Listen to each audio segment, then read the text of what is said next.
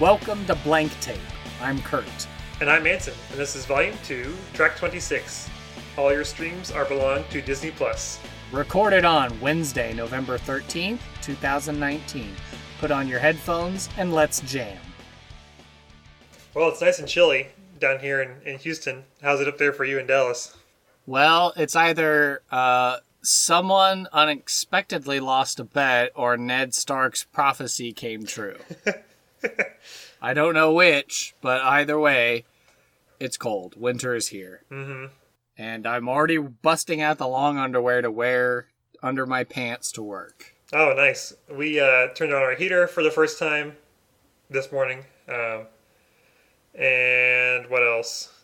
Yeah, I'm currently wearing some very warm sweatpants, a hoodie, and a jacket because I'm sitting downstairs, which has the worst heating,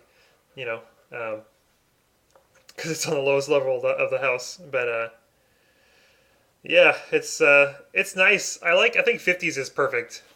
40s is a little cold, but I can handle it. But 50s is like perfect. But well, I don't know. I don't have much fat on my body, so any little bit underneath 60, and I start getting antsy and wanting to put on a bunch of layers. Uh-huh. But that's why I'm growing out the scritchy, well, hopefully not scritchy, but facial hair on my face. Mm-hmm. And my wife wants me to grow my hair out, I guess, to see what it looks like longer, even though I think I'm going to look disgusting. But, she's the one who gets to have a say. How long are you thinking? I don't know. She probably, she doesn't want me to have hair as long as her, but probably a little shaggy or something like that. We'll see what it looks like. Oh goodness! All right, I'll be back again. Elvia's home. It sounds like. All right, pause. Squirrel. And we're back. And we're back. It's game Is that day. the earliest? Is that the earliest we've ever had to do a dog break in the show? Yeah, that's a 1.5 minute mark. Wow. Wow. And of course, funny. I just let Herbie out a minute ago, and then he's like begging once Elvie gets home. He's like, "Oh, let me out again." I think he likes the cold. Yeah. Maybe he likes the cold weather a lot, but maybe the cold never bothered him anyway. yeah. So we'll get to that in a second, I guess. Let me make sure I don't forget to ask you about all that. Okay. Yeah. So what are you drinking tonight? I just got some Dr. Pepper. It was a ordeal to get to and from work today because a power line or something had snapped somewhere along the red-orange line. So I had to take a lift to and from work today. So after I finally got back to my car at the train station, I just ran over to Steak and Shake, got some food for the wife and I. She's out there watching Pub Draw and painting some D&D miniatures right now. Oh, cool. And she was just telling me, oh yeah, I put some washes and stuff on my wish list for Christmas. And I was like, oh, you mean mine? For my paints? She was like, no, you don't paint. I'm the one who paints. Which admittedly, the paints originally were for me, but since she's the more talented artist, it only makes sense that she should get them this year for Christmas. And it probably also means that I should step up and actually try and help paint some more miniatures. Who do the miniatures belong to is the question. Both of us. Okay, well then. That's the right answer. We're equally as invested into the hobby. Equal stakes in the miniature business, yeah. Exactly. Well, we got married, so what's mine is hers, and what's hers is hers. So, how it works. Elvie always says, what's yours is mine, and what's mine is ours. Aww, that's sweet. Which is true, but it means that the things that are mine are only mine via her. They're not mine because they're mine. They're mine because they're hers, and her stuff is ours. So it's funny. Yeah. I just have water here. I should have made some tea or something because it's so cold, but I just got my water. I know. I was telling Casey the other night, I was like, maybe we should go to the liquor store and get some hard stuff. So that way, when it's cold, you could be like, oh, a nice glass of brandy. Yeah, that works too. Yeah, make a hot toddy or something like that. Yeah. If you've ever been sick and needed one of those. Do you know what's in that? I've heard of it before, but I can't never remember what's in it. I think the way Ominopa make it is, I think it's got whiskey in it, but it's also got like tea and like lemon, maybe sometimes honey. So it's enough to help break up whatever you've got going on in your throat and esophagus, and then it makes you feel good afterwards. That's perfect. Yeah. Yep, that's how any medicine should be, right? Just hard liquor in a glass. It's served to small children. I saw a thing on the internet the other day that was like, it was, you know, it was from the 1800s or whatever. It was like Dr. Joe's, you know, cure-all mix or whatever. And it's like alcohol, marijuana, meth, all this stuff. It's like, no wonder it made you feel whatever you weren't feeling before. Yeah, no kidding. Yeah, original Coca-Cola with real cocaine in it. So it's like, oh yeah, I feel great and energized. All right. So corrections. Let's see. I have some old notes here that needs to be cleared out, but you have some things there? Yeah, I don't ever really touch your notes just in case there's something that you need for the show notes or something. No, it's all right. Yeah, I've been busy. I haven't gotten a chance to clear out the ones from last time, so. I see. Well, did you notice anything? I didn't. Granted, I'm the naive one when it comes to Star Trek, so I don't think anyone really misspoke from my understanding. Yeah, it should be good. We'll hear about it too if anything happens. Sure. But we had our experts on the podcast too to help us out in case we said anything live, so it gives me some more confidence. Indeed. Well, but I guess I did have some corrections I discovered. So when I sat back and thought about it, I know our guest Elizabeth was saying her talking about her Pope number, and I determined that mine was 2, because Pope Francis goes to Bishop Michael Sis, who was installed and ordained as a bishop in San Angelo, and I was there for his ordination mass at the Janelle Center, and I got to shake his hand. So conceivably, Bishop Sis has met with Pope Francis, so I have a Pope number of 2. Nice. Yep. And then Mom was listening to the podcast, and she was texting me some notes, so she wanted to make sure and put it out there for everyone to know that you can listen to the Rosary on YouTube. There are a number of videos that you can do it in different languages, etc., with music or without music. And then she just wanted to make sure that the alcoholic drink was pronounced curacao, that blue alcohol that's used in many a Hawaiian drink that I'm told my mother partook of back in her college days. Oh, cool. You know, when you're on the beach and you got the sun and the surf, and the drinking age was still 18 in Hawaii, then yeah, you could have alcohol when you're at college. Yeah, it looks like curacao, but it's curacao. Right, which is, yeah, because it's got like French characters in the name, which make pronunciation weird. Oh, does it have that little C? Is that like a... Yeah, the backwards under C thing. Mom gave it a technical name, but let's see if I could probably pull it up here on my phone. Because I think she named what it was. Mom. The Sudilla, Sudilla, under the second C gives it a S sound. Ah, a Sudilla. Sudilla. There you go. Yeah, thanks, Wikipedia. Thanks, Mom, and French language that she took. The Mac keyboards have really handy features to type foreign characters really easily. So if you want that C, it's just Alt-C. And then, or if you're on your smartphone, you just hold your finger over the letter and then all the other little letters pop up. True, yeah. I've been doing Duolingo for German, and if you need umlauts, you just do Alt-U and then type the letter. So that's also handy, but that's neither here nor there, as they say. Ah, okay. Cool. For follow-up, we were talking about bacon numbers and stuff, and you sent me a video about Kevin Bacon himself discussing the bacon game and everything, and some charity work that he got into. I thought that was pretty cool.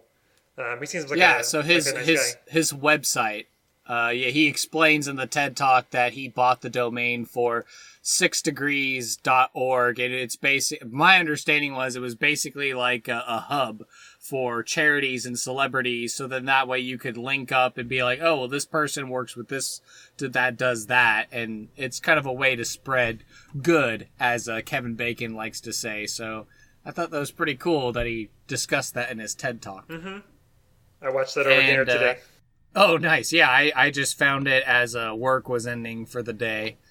And then speaking of bacon numbers, I actually did some more research on mine as I delved deeper and went back into the recesses of my memory, and it may be an upset, it may be a shock to those who actually care. So let's see. So Felicia Day and Peter Hedges, I've both met in real life, and each of their bacon numbers is 3, which makes me a 4. Alternatively, and my better bacon number that I have is actually 2, with the celebrity in question, which makes my bacon number 3. And that I can deduce with my relationship, albeit tenuous and brief, with Dr. Ilian Mitchell-Smith. You may know that name because he was a former child actor in the 1980s.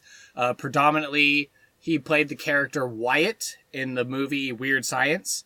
And he was actually a English professor at Angelo State University while I was there. So I actually formally met and spoke with Dr. Mitchell-Smith in his office. I think what was going on is there was some sort of college-wide trivia contest. And through the honors program, I found out, like, oh, yeah, that's right. Dr. Mitchell-Smith is in movies, and you had to have, like, a faculty sponsor in order to go in on the contest. So I met with him and talked to him, with him being a friend of the honors program. Super nice guy. Got his degree in medieval studies through, like, A&M and stuff. And he actually does work with Dungeons & Dragons and tabletop gaming in general, but unfortunately, Dr. Mitchell-Smith was not able to attend the trivia contest, thus I was not able to enter the trivia contest. So that ship sailed, but at least I met with and talked to a real-life 1980s movie actor who was an English professor on my campus. He's now in California. So if you want to go to the university he's at now and sit in one of his classes, I suppose you can go do that. What was his bacon connection? 2. Well, his bacon number's 2. I'd have to pull it up to actually get the pathway. Oh, gotcha. Okay. I just know with that, it actually makes my bacon number 3. Yeah. So cool. Yes. And I think that was all my follow-up I had as far as I could tell. Yeah. All good. No homework updates for me, so we can move along, unless you did any Swift work on your phone. Nope. All right. Moving along. So, shout-outs to Mom and Dad. Keeping it strong, keeping it steady. And I'm sorry I was late on getting the Patreon episodes out for September and October, but they're done. They should be out now on the Patreon for you to listen to and enjoy. And then, of course, if you don't want to have to donate, which we understand, then those episodes get released in like 3 months to the regular viewing audience. Yes. So, there you go. All right. Well, are we ready to dive into the news tidbit of the week? Yes, sir. Good evening. I'm Ron Burgundy, and this is what's happening in your world tonight. So what you got? Let's see. Did we talk about... I think we already did, but did we talk about how Team Fortress 2 is 32-bit only last time or previously? It came up in the Star Trek episode where you were talking about how you were afraid you weren't going to be able to play it anymore. Yeah, I'm still afraid. It's still on my mind. That's the only news there. It keeps you up at night? Yeah. So, let's see. Okay, next, I also can't remember if we talked about this one, but Apple came out with some new AirPods called the AirPods Pro.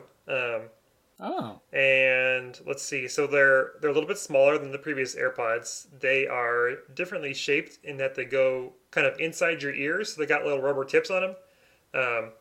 They're interesting because they have 3 sizes of rubber tips that come with the headphones, and so it's like small, medium, and large, and so you can pick the ones that fit your ears the best, and then you can do a little sound test in the phone. It'll like tell you if your tips are doing a good isolation, like making a good seal with your ear and keeping out the sound, because they have active noise reduction. So they have microphones which listen to the outside sound and like cancel it as it's coming in, so you can enjoy your music and stuff on a more silent sound stage. So that's kind of cool.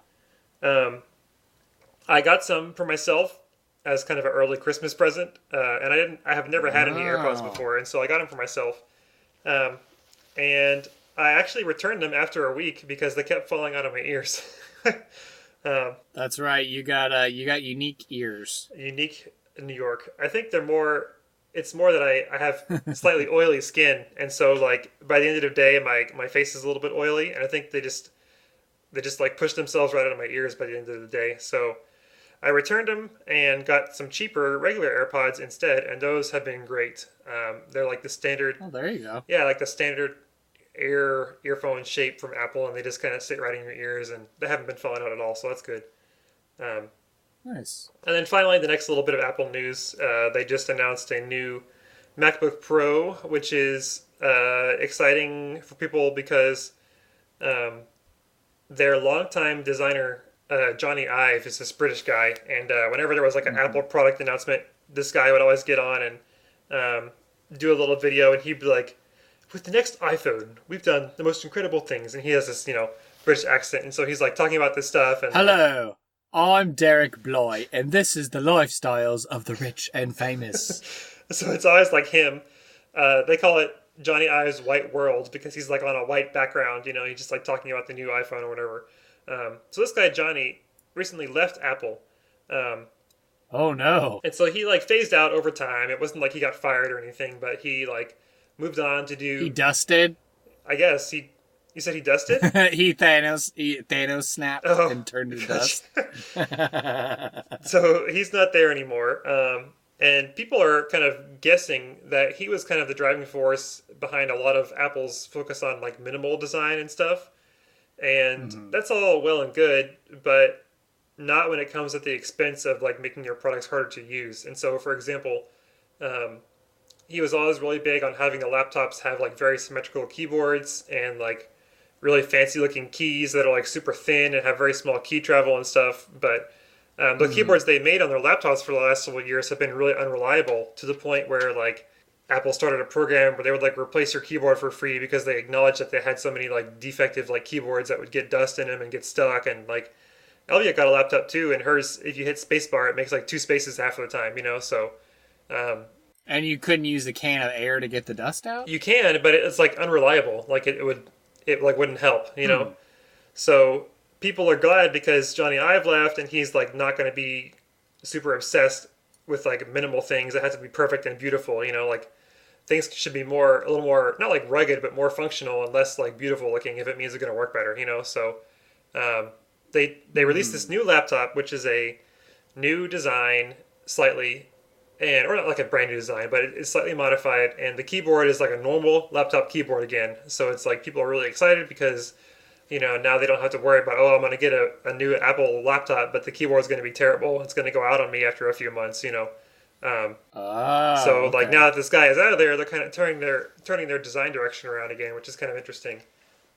So they're going more PC. It still looks very, very Apple. It's very, very traditional Apple, but. Like Apple II? No, not that much. Oh. It just looks like a standard black and silver Apple laptop. But they're making concessions and improvements in this keyboard area, which had previously been so crazy about. So, can you imagine what it would be like to have a laptop that would have a keyboard like an Apple II keyboard or something like that? Like big chonking keys that would just chonk, chonk, chonk, chonk, chonk, chonk every time you typed, but yet you would fold it and it would like fit perfectly. I don't know, your laptop would have to be like 2 inches thick. It would be huge to fit all those keys and stuff. It would be the same as a textbook, I suppose. Yeah. There's a design you can pitch to Apple, see if they go for it. I don't know. Costs as much as a college textbook. Get this new Apple laptop. A throwback to the Apple II. It's like two extremes, though. You have like the laptop keyboards, which are very thin, it's very small key travel. For example, like the butterfly style, the ones that nobody liked, had a key travel of 0.5 millimeter, and these new ones have a 1 millimeter key travel, versus like a larger keyboard that has like those big old keys, like you're talking about. So they're totally opposite ends of the spectrum. But I think you should mash them together. You should make a Frankenstein laptop and have the only one. a Frankentop. A Frankentop. There you go. See? And Apple could release it for Halloween. Special Halloween release. Mm-hmm. All right, I'll pitch it to them. They can run with it. We'll give them that idea for free. Awesome. Then they can say they heard it from the Blank Tape podcast first. We'll get them to put our logo on the bottom of That's it. how we get our name on the map. Yeah. It comes with a free sticker in every box that it's shipped in. All right, So you can slap it on your laptop. What you got for news? All right. So going red, yellow, green. The two reds I got, based on some news articles I was scanning. I guess some metro fares went up in Chile, so there's been widespread protesters. And it's recently gotten to the extreme point where Chilean protesters are looting churches and burning stuff in the middle of the square, so that's not good. And then it seems at the end of October, beginning of November, there was a parish in the El Paso area where someone broke in and stole the Blessed Sacrament, which, of course, for Catholics, we believe that the Eucharist is the body, blood, soul, and divinity of Jesus Christ in the real presence. So something like this is invaluable, and it's very, very precious, and it's also very disturbing that someone would, break into a church and steal this this very important thing, that Catholics and other Christians around the world revere. So we hope that those people will come forward and make amends. So that's red category. Now moving to yellow. I guess all the, for the most part, this podcast hasn't delved too much into politics so much. But I guess it's news. But I guess they're proceeding forward with impeachment hearings for President Trump based on the Ukraine stuff, with his phone call with the prime minister there and, quid pro quo or something with getting information on Hunter Biden and all this other business that I've been loosely following, but I don't know whether it's all political circus or it's, I'm not saying that it's not legitimate, but whether they're doing it as a big theatrical thing or if they're really caring about getting to the truth or something. So I don't know if you have any thoughts on that. Or were you going to just keep it pretty bland and neutral and just move on? We can keep it bland. I'm interested to see how it goes. Yeah? Well, I guess you and I have both already lived through one presidential impeachment in our lifetime already, because of course we were both kids when President Clinton went through his impeachment process for his sexual relationship that he had with Monica Lewinsky. Yeah, I remember that one too. Yeah, but I mean, loosely followed it, and since then I have to give kudos and applause to Monica Lewinsky. I know she's done a TED Talk and she's been an advocate against cyberbullying and victims of sexual harassment and crimes and stuff like that. So I know back when we were kids, her name got dragged through the mud, but again, I have to give compliments and kudos and to the resilience of Miss Lewinsky and bouncing back and really showing us the damage that's caused by cyberbullying, online bullying, and we should help people more and stuff that are victims of this nature, regardless if you're the president or not. I hadn't heard about that. That's pretty cool.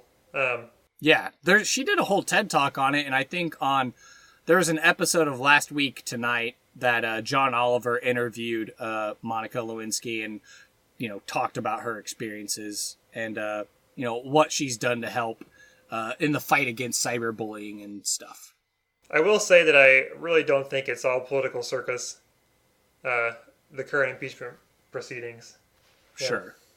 Well, time will tell. We'll listen to this in 30 years from now, and we'll see we'll see how it all turns out. I guess we'll look back what they at write in the history books. The dark period that was 2016 to 2020, the stain on American history.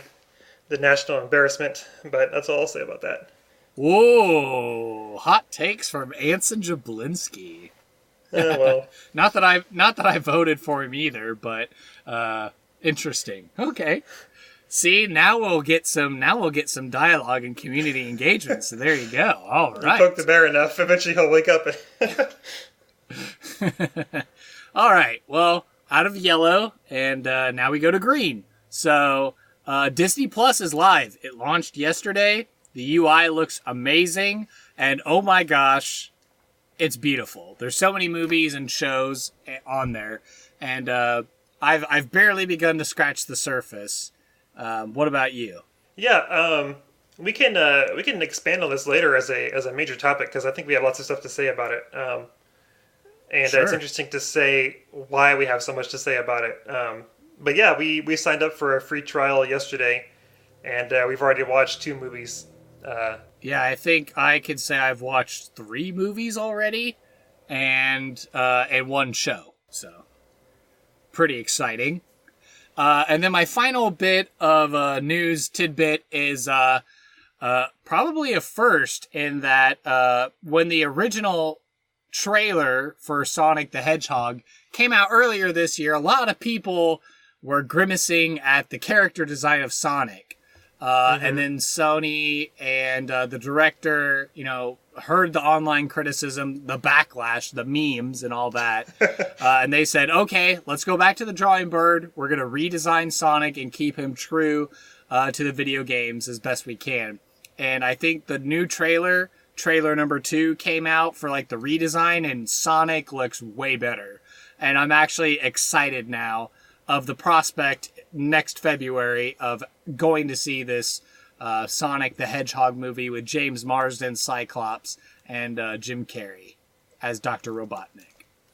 So I remember hearing about all that. I guess I'm surprised they really did like reanimate or like redesign and like just re-render everything. Instead of trying to make him lifelike, they actually went back and made him more cartoony looking, so it works better. He's still 3-dimensional, and you could think of him kind of looking more like his Smash Brothers or his Wreck-It Ralph sort of version of himself, although kind of reproportioned to be, how he would fit in a human world. But yeah, they fixed his face, they fixed his body proportions. They still left his arms blue, like with blue fur instead of like the skin palette like he is on the Sega artwork. But yeah, otherwise like his eyes are fixed, his mouth is fixed. A lot of good aesthetic choices that make him more closely to the video game character that we all know and love. That's good. I know I'm gonna Google it before and after and see how I can find a comparison. Oh man. Yeah. The first one is a face only a mother can love, and then the second redesign is like, that's a face everyone literally can love. Man. All right. And now, let's have a fantasy football update. Yeah. Pain heals. Chicks dig scars. Glory lasts forever. Right on. Shotgun. On the center. Ready?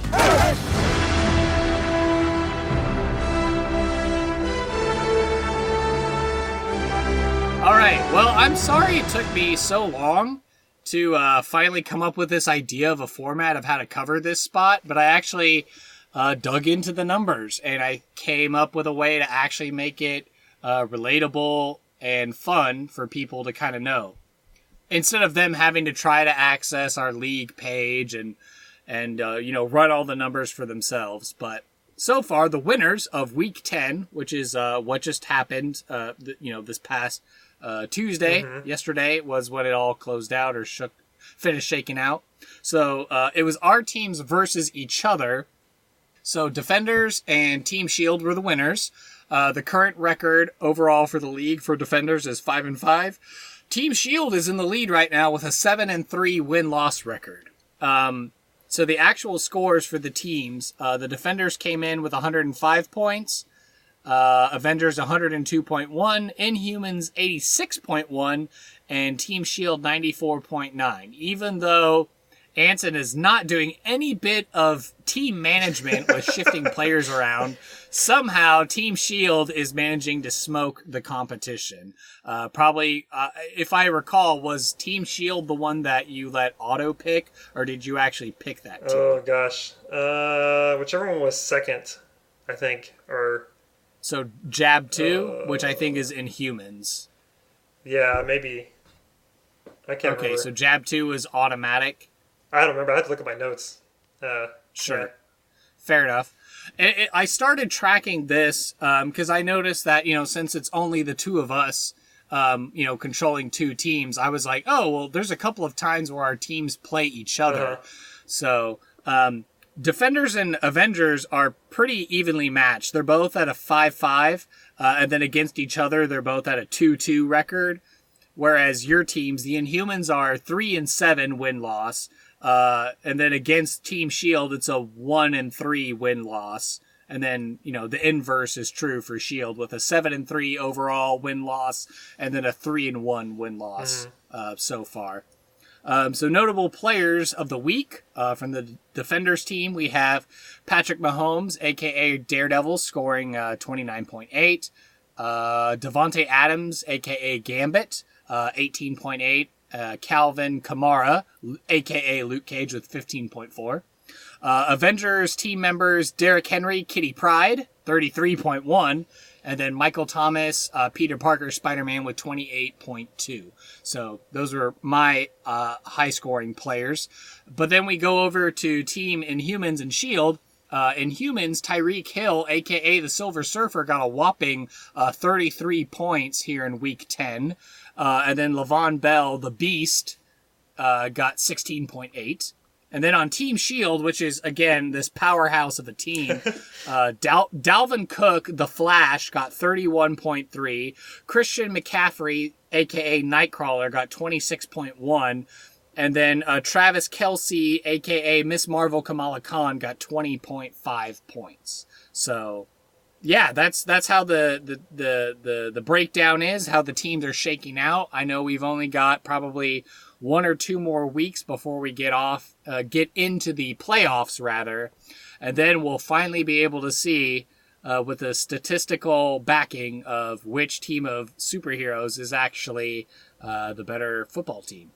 So yeah, there was an article I read somewhere about, maybe it was like an NPR Planet Money or something, but Warren Buffett was saying that he took a bet with somebody about who could manage, $1 million or $100,000, whatever, better.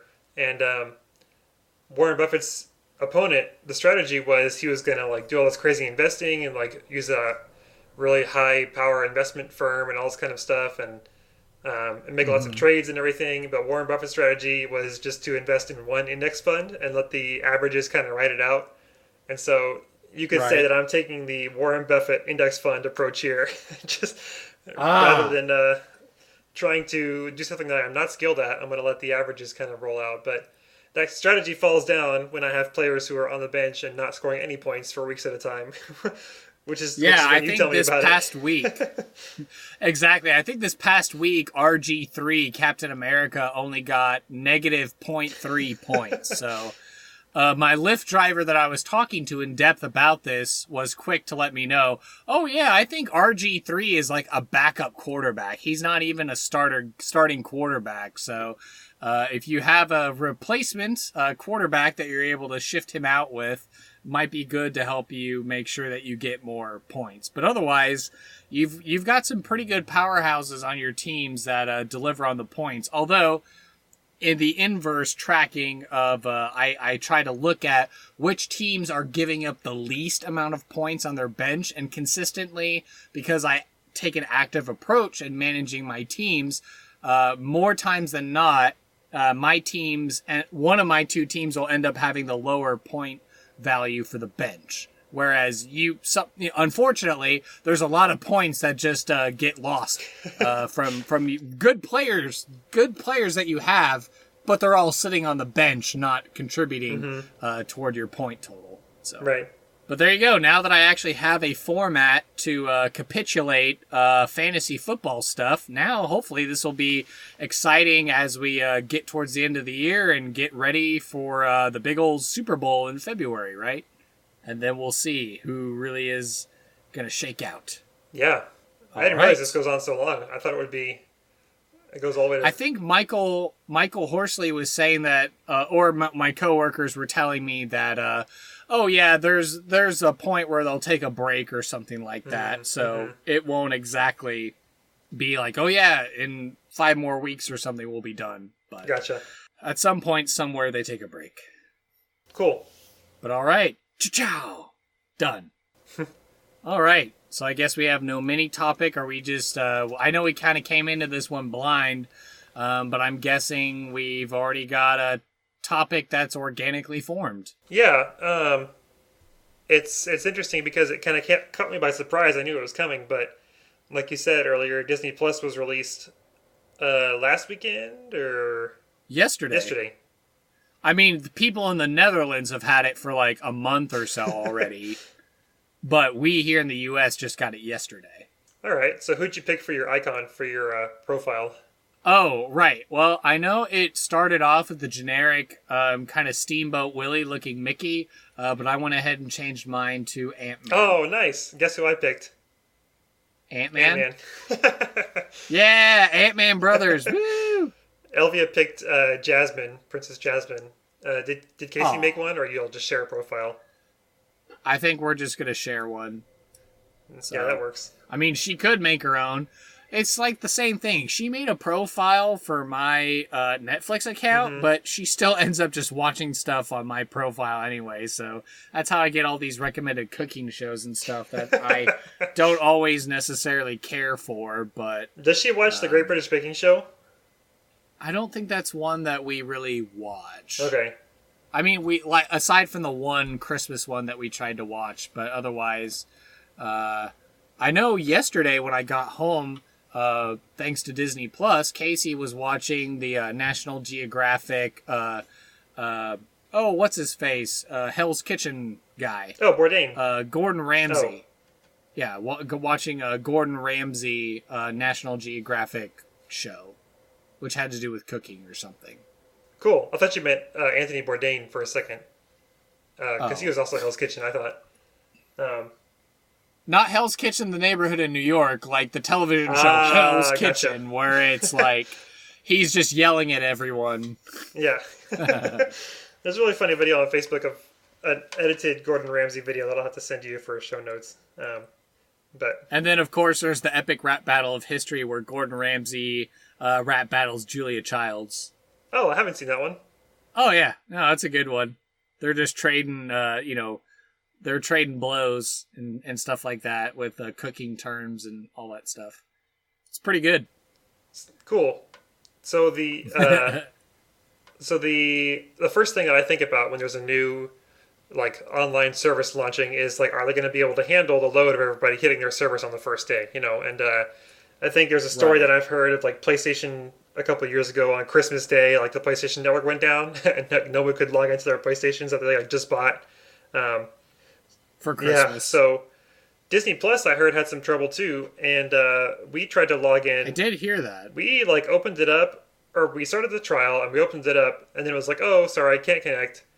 It said try again, so we clicked try again, and it spun for a second, and then it worked. And so I was wondering like, if maybe we hit a little issue with their outages too, but yeah. Yeah, I didn't have any problems. I signed up for it at work, and at lunch I started watching my first movie to christen it, and then was able to kind of piecemeal watch it the rest of the day before I got home. So it worked fine for me. I didn't have any problems on the mobile app. So cool. What did you watch? What was your first pick? Well, first pick was Frozen, because I saw it was on there, and I was like, I honestly have never watched this movie. It's been 6 years. And, I guess it's kind of like some sort of weird badge of honor. But I was like, I have nieces that love it. And, the second Frozen movie's about to come out. And kids are going to freak out and flip out over it again. So maybe I should just go ahead and watch it and understand what's going on. What did you think? Yeah, I liked it. I could see where people got different kinds of subtext for the movie. But overall, I focused on the sororal bonds between Anna and Elsa, and I really liked the music. The voice acting was good. The animation with all the snow and the ice was pretty cool too. Like, it looked very geometric, like it does in nature. And the plot, the Olaf the Snowman was cute, and just the plot, I guess, was loosely inspired by the Hans Christian Andersen tale of the Snow Queen.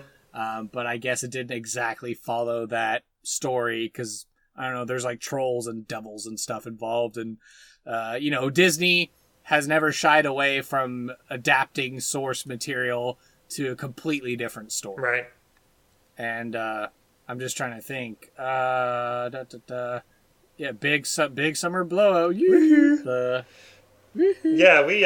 I've seen it a few times, or several times, including a couple times in the theater when it first came out, and I think I liked it, but for some reason, maybe it's just Disney's marketing campaign over the years, but like I'm like really hyped about Frozen 2 for whatever reason. I'm like really excited, and I can't wait to see it. And I just watched the clips. I watched the clips on YouTube because Kirsten Bell was just on the Tonight Show with Jimmy Fallon, so they did this video where they sang a medley of Disney songs, and then the interview where Jimmy was talking to Kirsten Bell about the upcoming movie and how Kirsten Bell was in love with it, and kind of giving some behind the scenes on the rough animation tests that they get to see and stuff like that. But she was like really excited about the story, and particularly she said she was excited for Kristoff's arc. And she talked about how little boys don't always get to see a representation of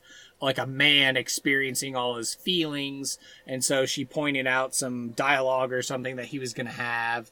And so she was excited about that, with the second movie, the sequel movie, I guess, being positive for young boys to be a good vehicle gateway to show positive display of emotions. Because I know, both you and I were, young boys, and I don't know how true it was of us about like, oh, don't show your emotions, don't cry, be tough, and all that stuff. So yeah, I know I've always been a sensitive person. And I probably was a sensitive kid too, but, yeah. But there was plenty of the other Disney movies that I liked growing up too, and my parents didn't have a problem with me watching like Little Mermaid or Sleeping Beauty or whatever else. Yeah, that'll be cool. Looking forward to it. The first movie we watched, Elvia opened it up and went to movies A to Z, and we started with Aristocats because it was right there at the top. Oh, nice. So it was pretty crazy to see like, this old 1970 movie, in like hand-drawn animation, like in HD on a TV. It looks incredible. It's crazy. Yeah. You can no latency. Yeah. Just crystal clear. And you can see all like the line art and stuff, like when they're doing their sketches and stuff. It's like not perfect, but it's kind of crazy what you can see. And then she started Little Mermaid today is what she was working on. How about you? What else do you have? That song will randomly get stuck in my head for no reason, and I'll just kind of hum along to it and be like, and it's just that musical sting right there. It's catchy. It is catchy. It gets in your head. You're just like, yeah. Well, speaking of catchy music, since we were on the topic of Frozen, I know they kind of talked about it in the How It Should Have Ended, but what did you think of that opening song? It's like that weird Danish. I don't know if it's supposed to be Danish. Is it supposed to be Polynesian? Sort of the hey business song.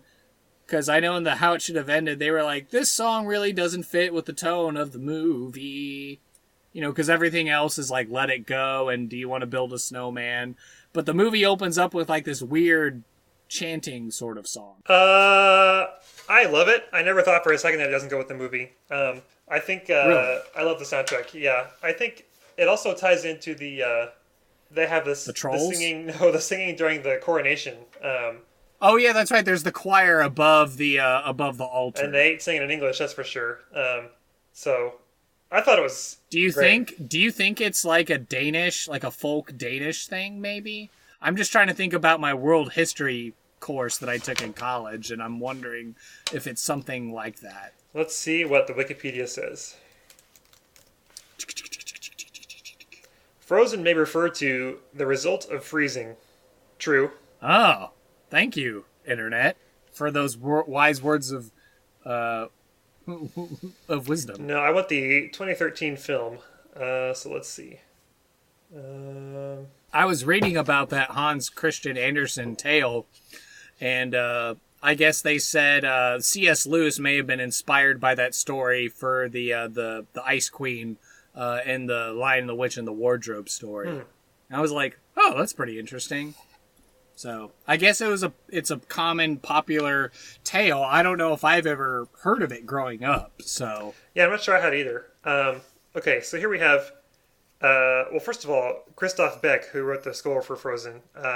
Of course, he's a very common movie score composer guy in Hollywood. Did Paperman, which I also love very much. Paperman's a good short. So it was revealed that blah, blah, blah, blah, blah, traditional singing style from the Nordic countries. Yeah, so it's like from their cultural stuff. Yeah. Okay, so it is a folk song then, because I know it was making me think of in music history they talked about the Inuit peoples having like having a singing game where you would sing like into the other person's open mouth and use the other person's mouth as a resonating chamber, and you go like like back and forth, and it was supposed to be a game, and like whoever broke first or something lost. I don't know if that's what was going on here. Looking at the composer's Wikipedia page, this guy Frode Fjellheim was born August 1959. Norwegian musician known for his band, and as the composer of the 2002 song Eat Nimmen Wele, which was later adapted to become the opening musical number of Frozen. So he composed it. Okay. Yeah. So it's a traditional Nordic folk song. I don't know if it's actually a folk song. It's based on yoiking. What is this? Is that some like yodeling? Like Norwegian yodeling? We're going on a... Yodel, yodel, yodel, hee-hoo. A big summer blowout. Traditional form of song in Sami, Sami, music performed by the Sami people of the Nordic countries. So it's a singing style. Another thing that I just remembered from the movie, because in the beginning they're getting ready to open the gates because it's like, oh, finally they're going to open the gates, and they're putting up that maypole. And I know recently, this past summer, they had that weird horror movie come out called Midsommar, and that was like the same kind of maypole or something that they put up. So I saw that and I was like, Midsommar. But except it wasn't a creepy cult or something. It was Elsa being afraid of opening up to love and her ice powers going crazy. Which, that was part of my review too. I didn't necessarily say it, but I know that probably other people have said it. Like, if her parents had just been like, oh, we will love our daughter and we will, tell her it's okay. We'll just love her and we'll accept her powers or whatever, instead of treating it as a curse, then, I mean, it would have been a short movie, but you would have avoided all the major problems. Yeah. But I guess hindsight's always 20/20. Yeah. Speaking of the maypole, that scene when they're all going into the castle at the beginning, for a split second, you can see Rapunzel walking in. Oh, yeah, that's right. That's right, yeah, because Disney's always clever about slipping in other characters. I wonder, was that Duke of Weaselton or Weaselton? It's Weaselton! Is that supposed to be Michael Palin from Monty Python? It sounded like Michael Palin, but is that who it was? I don't know. Let me see. Our episode today exclusively brought to you by Disney Plus and the movie Frozen. And check out the sequel coming out next month or very soon. I don't know when it comes out. We're bad sponsors. So looking up Michael Palin Frozen, on DuckDuckGo, which I use instead of Google because it has some cool features, there's nothing that really seems to suggest that he's related to Frozen at all. Okay. Well, his character design of that Duke character reminded me of Michael Palin from Monty Python Flying Circus. So, and I thought that's what he sounded like, but it must have been a very clever voice actor who just threw his voice or changed it so I couldn't recognize it. But yep, so we ended up I watched Frozen, and then when I got home, we ended up watching The Mandalorian, and then followed it up with Sword in the Stone, and then I ended up watching Muppet Treasure Island since we talked about it on the Star Trek episode. Oh yeah, is The Mandalorian just one episode so far, or is it like a whole?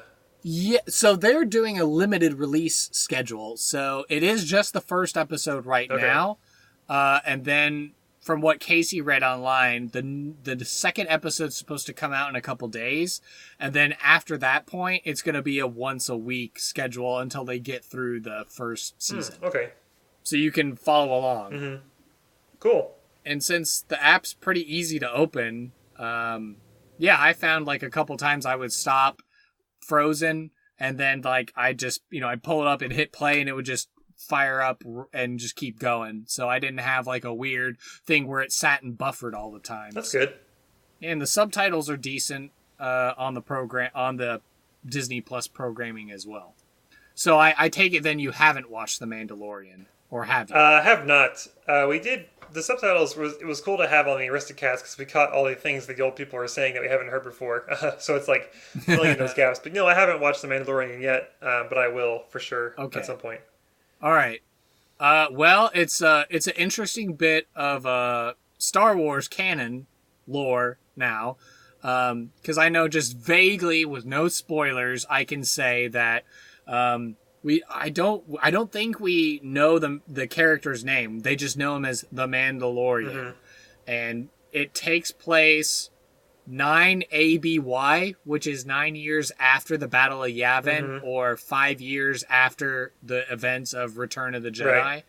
And so it's in this. My initial thoughts as I was kind of coming up with it in the news tidbit section was that because Jon Favreau wrote this.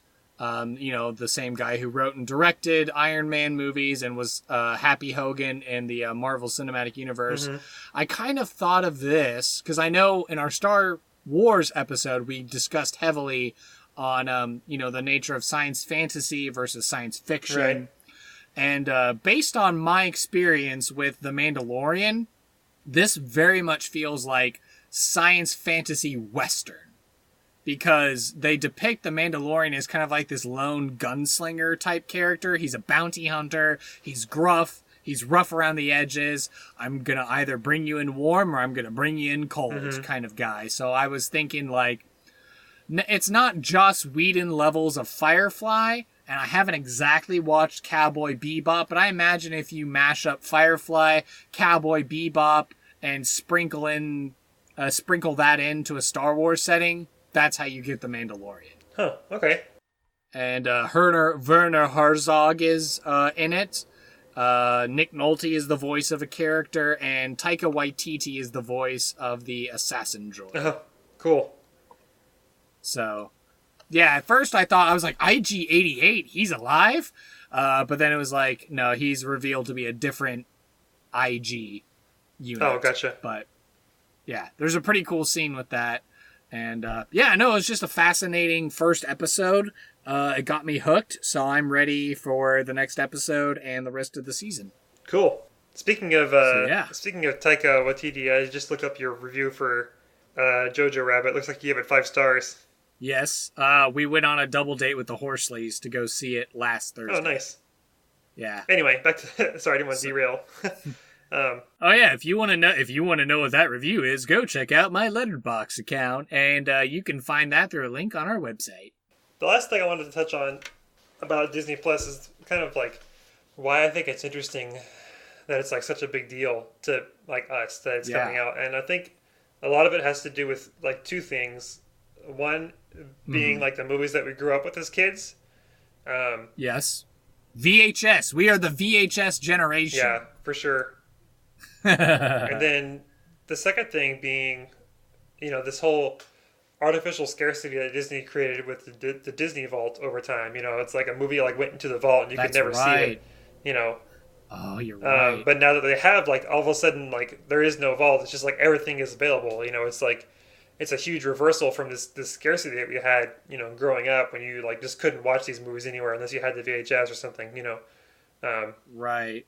Well, I guess they took their cues from Netflix and Hulu and stuff. Well, since Disney is a major investor in the Hulu network, which, speaking of, because you mentioned it earlier, you went for the free trial / $7 a month level, which is what I did as well, because I debated with Casey, do we do the $7 a month or do you want to go up to $14 a month? And that would also get us a Hulu and a ESPN app subscription. So yeah, if you go up, if you boost up your level, you can actually get access to Hulu and ESPN as well. So if you're big into sports or Hulu, it would bring those apps into the fold as well. Oh, we already have Hulu, but I didn't know ESPN was in there too somewhere.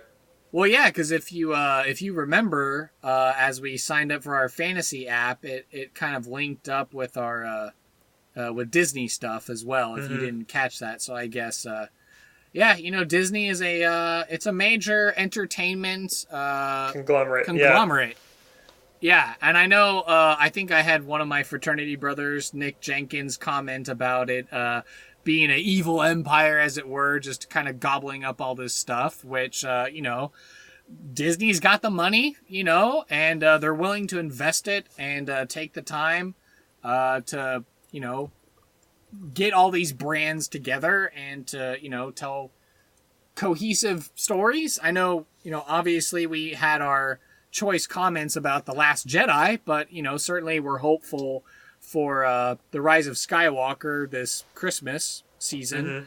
And certainly The Mandalorian with, Jon Favreau writing it, it's already got me hooked, and we've only seen the pilot first episode, and that's the only thing you can see as of right now on Disney Plus, unless they've already released episode 2, which, as I pull out my phone to see if I could actually check it right now and see, does The Mandalorian actually have episode 2 up now, or am I going to have to wait? Let's see. Mandalorian. Episodes. Nope, just chapter 1. So the first episode is called Chapter 1. It's 39 minutes long.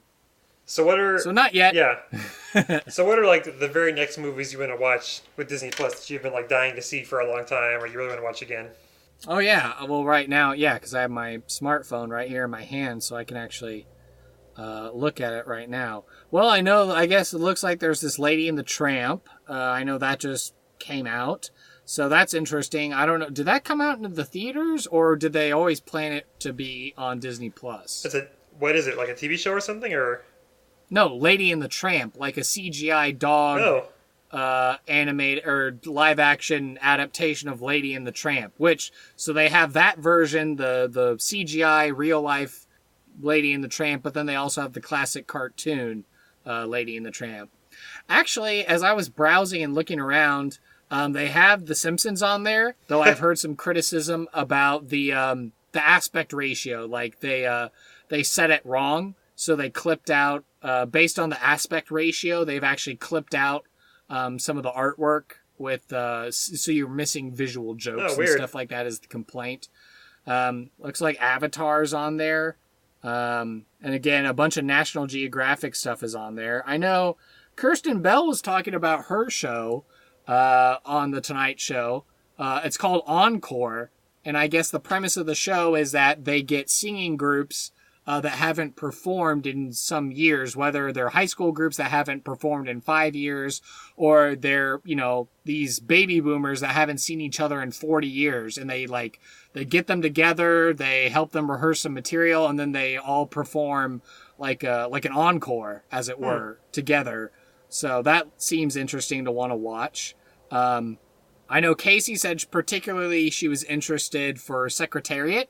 And of course her favorite, remember, the Titans. But as I was looking on, the original 1990s animated X-Men series and Gargoyles are both on this app. So I kind of want to dive into those TV shows. But I also saw Agent Carter and Inhumans was on here. Oh, so Agent now I can Carter. actually watch...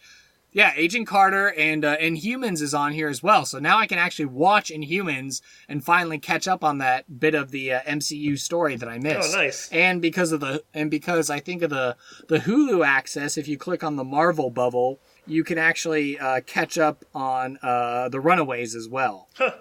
I don't see the freeform stuff for Cloak and Dagger yet, but maybe they'll bring that into the fold, or maybe you have to have freeform or Hulu in order to watch it. Yeah, I had no idea that Agent Carter was on here, but that makes sense. I'll have to finish that up too. I got like halfway through that second season, but I never finished it. Yeah, I mean, it's great with the layout because they have everything organized into categories. So you have like just regular Disney, you have Pixar, then Marvel, then Star Wars, and then National Geographic. So it's not like the Netflix format where you kind of have to browse by genre and you just kind of have to go through things, or you have to go to search to find it. Like, because Disney has specific brands, they can just group things, by these categories, and then it's a way easier to browse and find what it is that you want to watch. Mm-hmm. So that's pretty cool. And there's plenty of Mickey Mouse through the years. There's documentaries. There's shorts. They have some interesting categories and titles here. So, Tron's on here. Nostalgic movies right here. The second entry, Tron. Muppet Movie, the original. The original Parent Trap. The Rocketeer. Bedknobs and Broomsticks, one of my favorites. The Swiss Family Robinson and Mary Poppins. An Old Yeller. An original Freaky Friday. The Love Bug. I know you love those movies. The Love Bug's on Yeah, I here. saw that too. I really want to watch... I want to get to Big Hero 6 again, because we only saw that once. And then... I haven't seen it, so I'll have to go ahead and watch that. Oh, it's good. Oh, man. 20,000 Leagues Under the Sea. Well, a whale of a tale. I remember that song. That was a good one. And Davy Crockett's on here. The Apple Dumpling Gang. Man, there are some good nostalgic movies on here. Yep. I'm just looking in nostalgic movies section. Babes in Toyland. Oh man, it's been forever since I've seen that one. And of course, all the Disney original the Disney original movies from like Smart House, Luck of the Irish, Xenon Girl, the 21st Century. They're all on here. So The Sandlot. Like, there's just so much stuff jam packed into this app. And just in time for the holiday season, so everyone's going to get stuffed on turkey or ham if you're weird. Apparently that's a Thanksgiving thing. But everyone's going to get Hot take from Kurt Kurmelgi. There you go. My hot take is that ham has no place at Thanksgiving. It's turkey and cranberries and noodles and mashed potatoes all the way. No ham. Ham is reserved for Christmas and New Year's Day. That's it. Anyway, hot take done. Yeah, lots of good stuff for us to get through. But yeah, I mean, the holiday season's right here. So Thanksgiving and Christmas and New Year's and Hanukkah and Diwali and Kwanzaa and all that stuff, everyone will be gathered around and they'll be watching the Star Wars movies, or they'll be watching Lady and the Tramp, or, or the X-Men animated series, because, Grandma loves her some Professor X or something. All right, well, I think that's all we have time for today. I'm getting sleepy.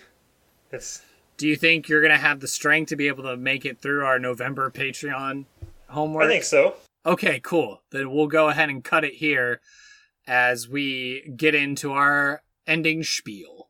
So after you've binged everything on Disney Plus, be sure to check out our website, www.blanktape.show, for all of our episode tracks, past, present, and future, links to all the topics we discussed, and or to send us an email.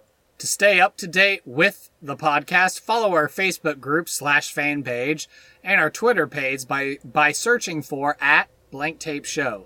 Listen and share the podcast on YouTube by searching for Blank Tape Show Podcast. You can find the podcast through Overcast and Apple Podcasts, or go to our website and save our RSS feed directly to the podcast app of your choice. If you would like to contribute to the Blank Generation and help support us, consider becoming a $1, $3, or $5 per month patron at patreon.com/Blank Tape Show.